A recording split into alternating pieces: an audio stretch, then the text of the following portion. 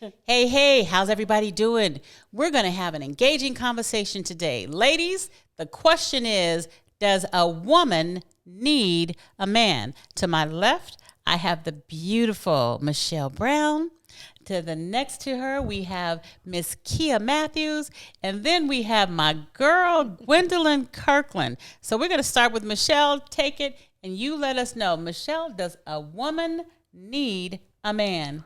So nice to be here with you, lovely ladies. We were going in before we started Yes. filming this. From the Bay Area, I've been single about 4 years now.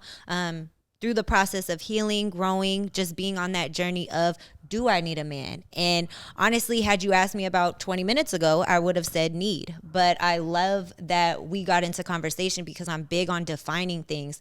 And I definitely wouldn't say I need a man. I will say I need masculinity in my life. But I would say that as mom helped me put together, I do highly desire a man. Absolutely. Yeah. For sure. So, we got into this a little bit earlier. So just some of my background, I'm from Sacramento. I've been single for around like 3 years now. Wow. Like it goes by fast. But definitely just taking time to myself. I would say like a man is nice to have, not a need to have. I would love to have a man, but do I need a man? No, I'm doing just fine. Gwen? I have been married lots of years. And so Goals. that question, does a woman need a man? To me, it's a little different.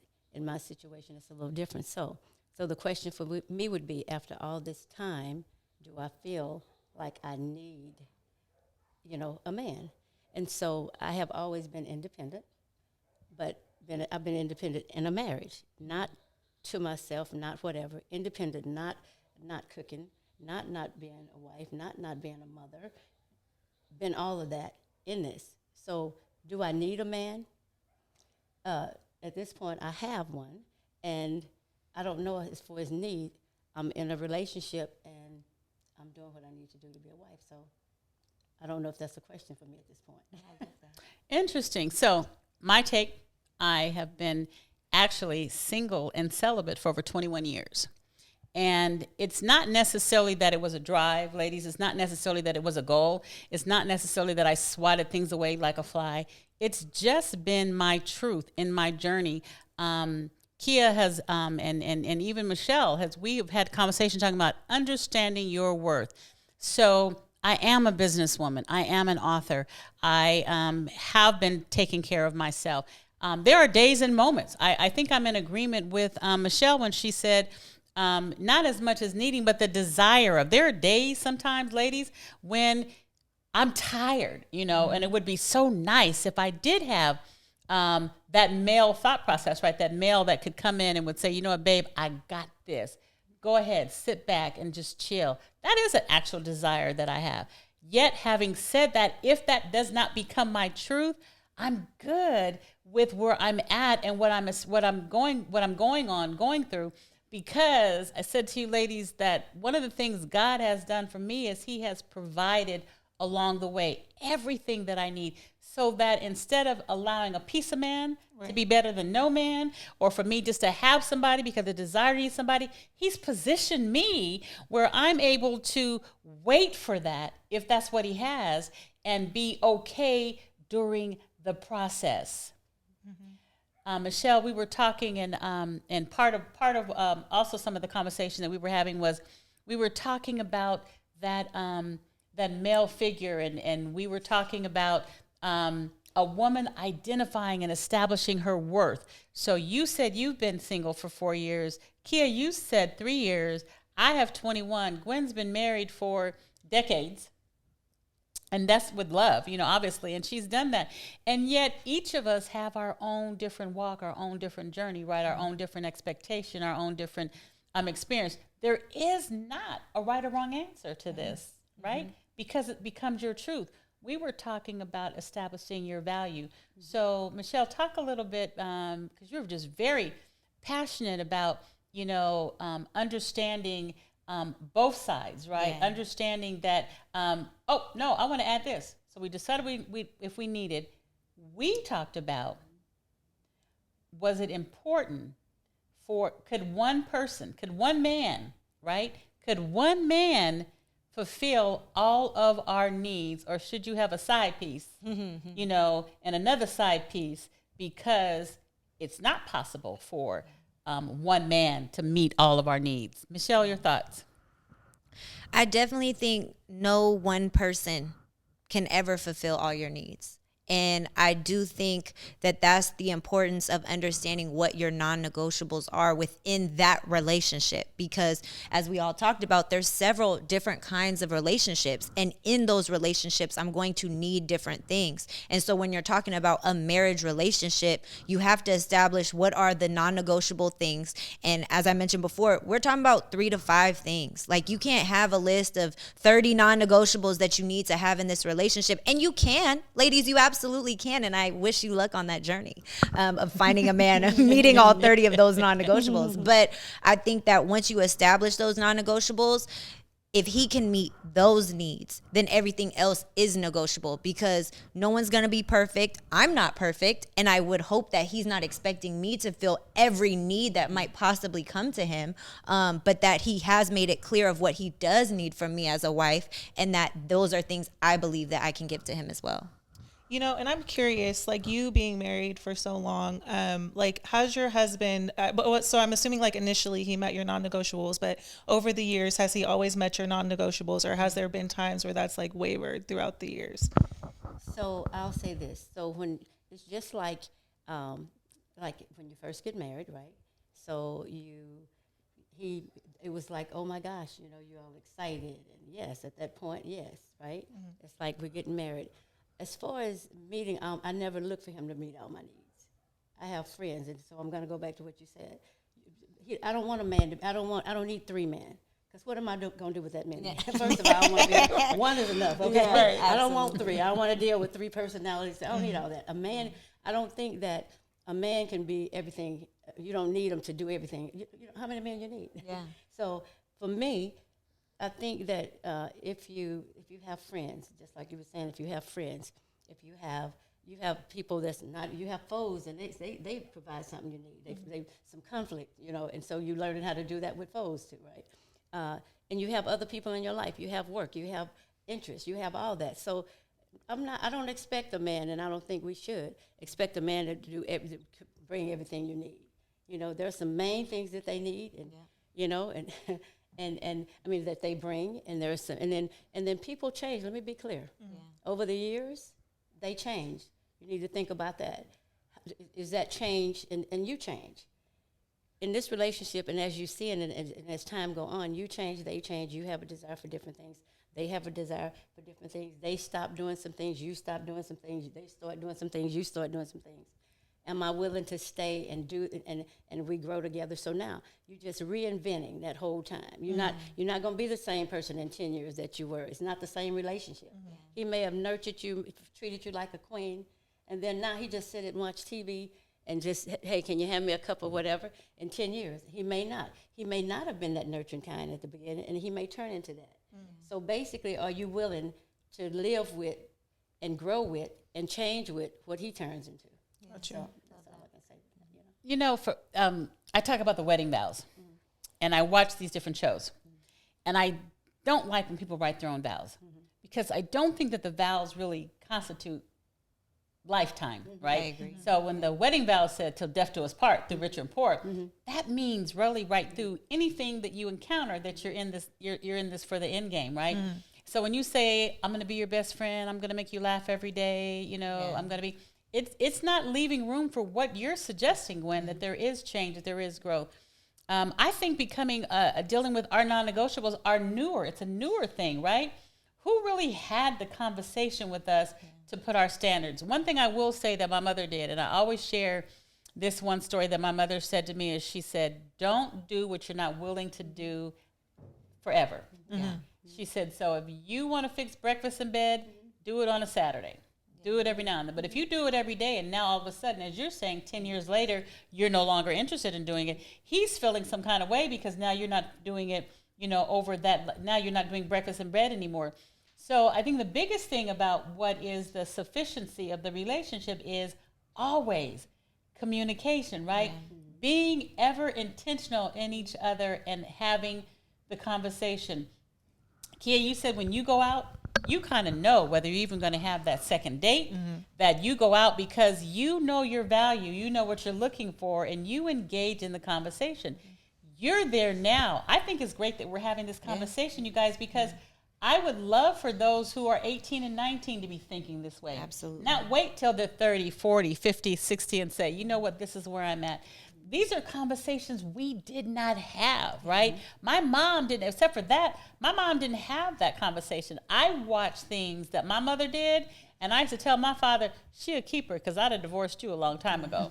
Okay. And go ahead. And if I may, I think it's such a, again, I'm big on defining things. So when we talk about non-negotiables, something I love is there's roots and there's byproducts. And when I'm talking about non-negotiables, I'm talking about roots of things. So for me, for instance, I have 5 non-negotiables, but I'll just say 3, right? A relationship with God, commitment, and a growth mindset, right?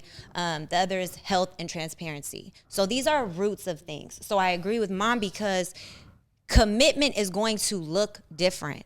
But if a man has that character quality of commitment, that root is never going to change, right? Whether it's him being committed to his career, whether that's being him committed to you, whether that's him being committed to his fitness journey, the commitment is not going to change. So I think, like you said, when we're having these conversations, women were now more open to get to define these things and actually put names to them.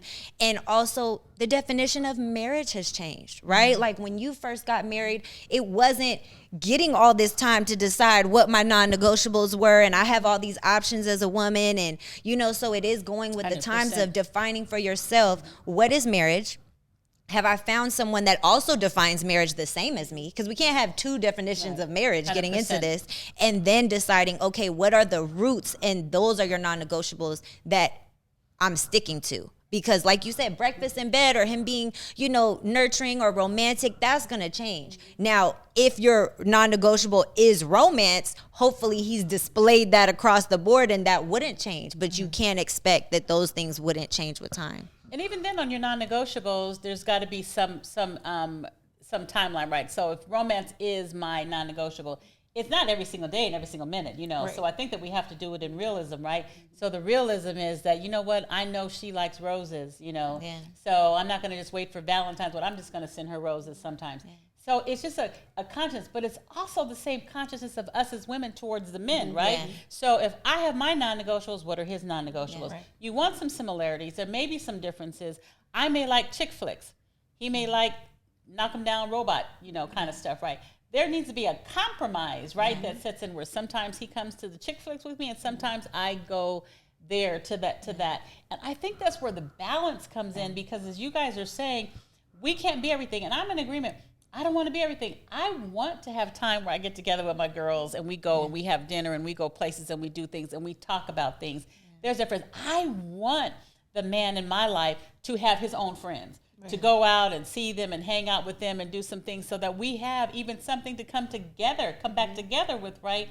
And talk about and discuss. So the needing, the desire of that, I think that it's important to go through the process of not allowing society to dictate, but for you to dictate. It is absolutely okay. I admire women who say, I want to get married, I want to be a stay-at-home mom, and I want to have children. Admirable, right?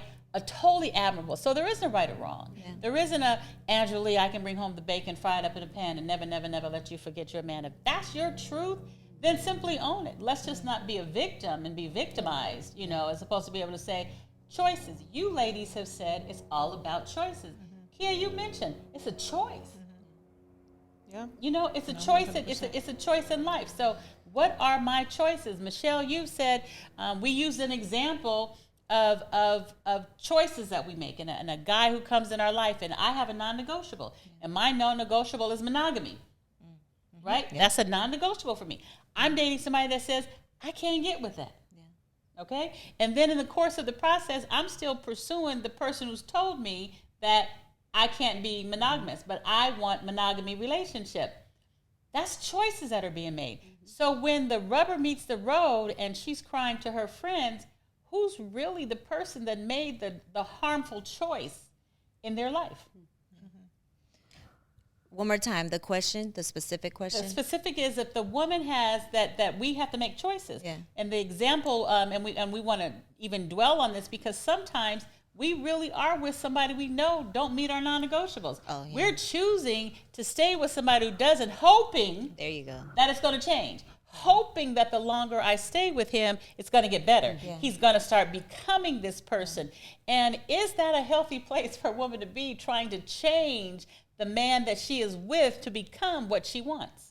Absolutely not. I think, and again, what I love about non-negotiables are you can't have non-negotiables, and these are things you don't have. Right? I can't ask for commitment and I'm not committed. So I think when I talk about commitment, that is the commitment to my own values. That's the commitment to my own self-love. So the only way I can even assess that in another person is because I have that. So I know what it looks like. Because that's how you kind of get fooled or you done got stuck because you don't know what commitment looks like. Because if you're wavering on your value that you know you want a monogamous relationship and this man has told you, well, I'm in a space of dating, I'm not looking for that right now, whatever his words, his choice of words are, because women, we get real stuck on words. It's all the same. Anything except a yes is a no. Okay. You feel me? So Anything. unless it's directly, I want a monogamous relationship with you, anything outside of that is a no.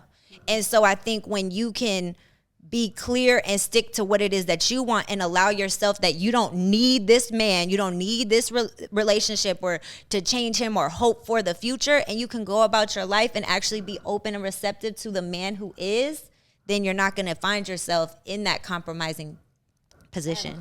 And not the victim. Is this before you married or after you married? I believe this is in the dating process. The dating It's the dating process. because Yeah. I just It's a dating process, yet you can still find yourself in that process because I 'Cause want to that's go real. to Yeah. I want to go to Kia, who will in some way address to what you're that's saying what I is said, that Kia said that you got to learn your that many times we don't know what our non-negotiables are, right? I didn't know my love language was service until somebody defined it, you into words. So Kia, talk a little bit about your really drilling in on we have got to learn ourselves. No, yeah, 100%. Like your non-negotiables are more so like your boundaries. Like this is where you cannot cross. You cross it, it's done. But like you have to, your boundaries and your non-negotiables lead you to look for certain characteristics in a partner. So for that example of wanting someone who's romantic, you shouldn't be seeking out men who don't have that in them. That's not a part of their character. Like you can't force someone to be what they're not. So that's why you want to get to know someone to the core of who they are and really understand whether or not they're meeting with those things that you're looking for. And that's why I say, like, you don't want to rush into a relationship. You really want to take your time to sit down and get to know someone, understand what their non-negotiables are, their boundaries are, just understand if you guys are a good fit. Like, I think a lot of people rush into things because they want to have someone. And that's why we talked about, like, I'd rather have no man than half of a man. Like, I think, like, especially for your situation, like, all those great things about you and qualities that you have, like, I believe that you're single by choice. Any of us could be in a relationship right now today if we were willing to settle for things that we don't want. You know what I'm saying? We're not settling on our non-negotiables, which is why we're single. If we were to waver on those things, right, I'm sure that we could have a partner right now. That's true. You know what I mean? I think that's 100% She fair. Go ahead, preaching. Michelle. Kia preaching. No, that's all I was going to what say. about She- timing? What about God's Well, timing for yeah. the right man to come through? I mean, I think I'm waiting. Go ahead. I'm Let just me know thinking when. about, yeah, you're exactly right. And all of you guys are absolutely amazing. And all of us. No. Absolutely. No, true. Absolutely. All of us. No, for sure. But so what I'm saying is that absolutely. So it may not be the time. And like you have your non-negotiables. And so, and God knows your heart, right? And so maybe you just haven't run into him. Maybe it'll be at 33. Maybe he's already, it's preordained, I believe. you Yeah. know. Or maybe But you then haven't, it's just not the right time. No, whatever. And then Yeah. maybe so, maybe not, whatever. You know, but the bottom line is timing is important too, because, you know, are we sometimes we're not even ready for it. We have non-negotiables, but we're not even ready. Yeah. And probably yes, but I'm just saying, I think it's two ways. Or maybe he's getting that man ready for you. Yeah. You know what I'm saying? Maybe he's getting you ready for him. He may That have part. some. And maybe, so I think it goes two ways too. So I'm just. No, and that's I love deep. that. Yeah, that's deep because there's a lot of times where it's like, oh, like I want a man, da, da, da. And I have to really sit there and ask myself, like, am I ready for the type of relationship that I want? Like, I feel like a lot of people should be asking themselves that question because it gives you things to like really work on and reflect on, like in yourself. Like, am I being the type of woman that like he would want in a wife? You know what I mean? Things like that. Like really like spending the time to work on yourself and like evaluate yourself and ask yourself the hard questions and like be hard on yourself and really like highlight the areas that you need to grow on and work on as a woman to attract the type of man that you want. And it's so cool because Gwen, you're touching on God's timing, and I think all of us work in that realm, and yet we also have to be present in the moment, right? So His timing can be there, and yet we can miss it, True. right? We can miss it because we turned our head on that, or we didn't. I've talked to you guys about looks, and so there are certain things. I laugh at one woman who shared a story, and she said that she didn't want no man who was bald headed, right? And so this really great guy was in her world, and he was bald headed, right? But that was a stipulation, right, that she made, and so we have to be ever present and thoughtful about the concept of non-negotiables, and do they line up if we're going to stand on biblical principles, right? Am I standing on things that it was not necessarily that as of design, and generation doesn't change that because there's nothing negative in the connotation. It's just that the question came to me was now she's with this bald man, right? And he's amazing. So I think it's important, as you said, sometimes we don't really know our non-negotiables, right? Sometimes we're going through this process, and yet at the end of the day, we have some walls that we put up that is really because of previous relationships, previous experiences, that now we're kind of gun shy, and we may not be open to that because we're still holding on to that past baggage. And so Michelle and I want then Kia and even then Gwen to talk about, you're not going to your past relationships, but the importance of being able to leave that baggage at the train stop and get on the train and keep going. I think, are we time? Yeah. 1 minute. Well, I guess y'all have to stay in tune for when we come back as a group and continue to have the conversation, because we have so many things. Women, we love to talk. We got so much stuff that we want to share. We haven't begun to touch the edge of this conversation on relationships. So you have to answer the question, do you need a man?